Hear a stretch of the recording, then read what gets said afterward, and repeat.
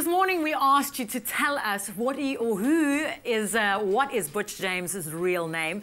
He is the most capped Springbok fly-half in history and one of the real characters of the game. He's a man who has a fascinating story to tell, and you know what? We've got his brand new biography that hits bookshelves on Monday in all bookstores, and it tells the most important issues of his rugby career and his life. We also here and joined by the author that wrote the book with him, Warren Haverside. Good morning, guys. Great to have you on eXpresso. Morning, Liesl. We've got some quite interesting replies to my question when I asked what is your name, your real name, because obviously Butch is a name that your gran gave you at the age of 5 or 6 when you were a youngster. So people have been writing on our Facebook wall saying Andrew David James. We've got Shane, because apparently Shane is the English word for Shaka, and you come from KwaZulu-Natal. Okay. So give us the right one. No, my birth name is Andrew David James, so Yeah. a bit different to Butch, but yeah, it's quite funny. My mom in the crowds sometimes overhear people talking and say who in their right minds would name their son Butch, but it's not my real name, so it's Andrew. Now, you were in Bath and you were approached by Warren to start writing your biography. Was it something that you'd ever thought of releasing?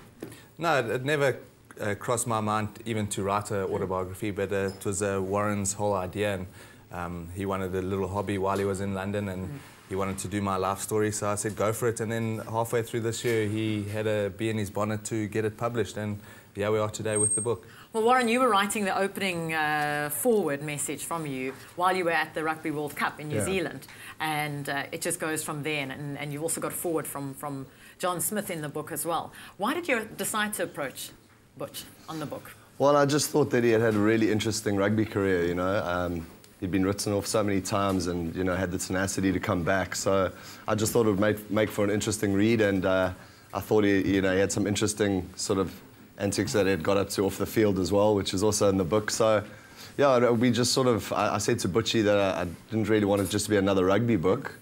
You know, we speak about things that happen off the field and sort of behind the scenes as well, so...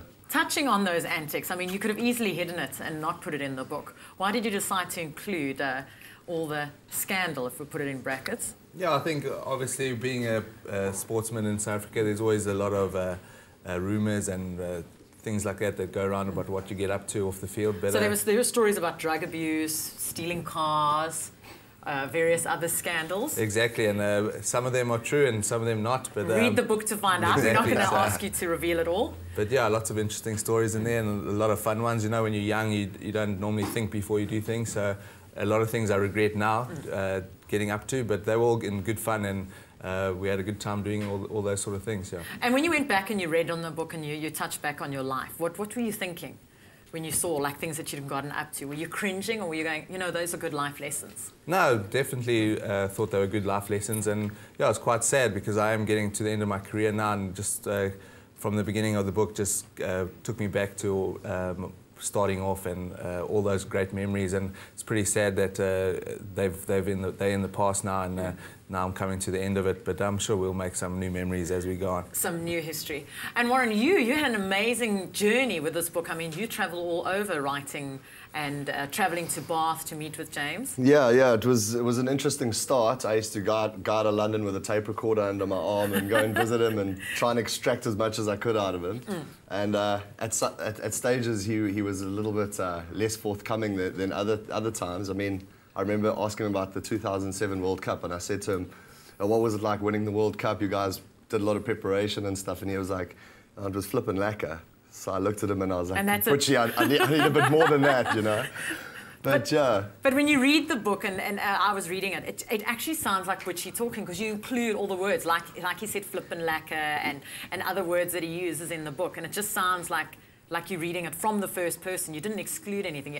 You wrote it as if he was speaking through the book. Yeah, absolutely. I think, you know, I'm not a rugby journalist by any means, but I think it's sort of suited because I've known Butchie for a long time. So the whole idea was that it's like Butch sitting down in your lounge and telling you about his life story. So I try to write it as much as I could, as if, you know, Butch was talking. So, you know, hopefully it does come through. No, it definitely does come through in the book, which is available on Monday. Butchie, before we go, and I've just picked up the Butchie as well, you've overcome various obstacles in your sporting career. How did you keep going and motivate yourself? Yeah, I think the main thing was obviously when you have a big long-term injury, the time out from playing, I think that motivates you to get back, to be on the field again and enjoying yourself. And I also had some great family and friends around me at the times when they weren't going too well. So I owe a lot to them, and I do thank them in the book. Well, guys, thanks so much for joining us and sharing this book with us. Get it at your latest book shop on Monday. It's going to be released on the shelf, so it's great to have a sneak peek exclusively just before the book gets released. Now it's time to find out. We just heard from Butch James how he overcome his obstacles and focused on his goals. The team from USN and Ewan now show us how to overcome our obstacles to attain our goals. Stay with eXpresso and SABC3.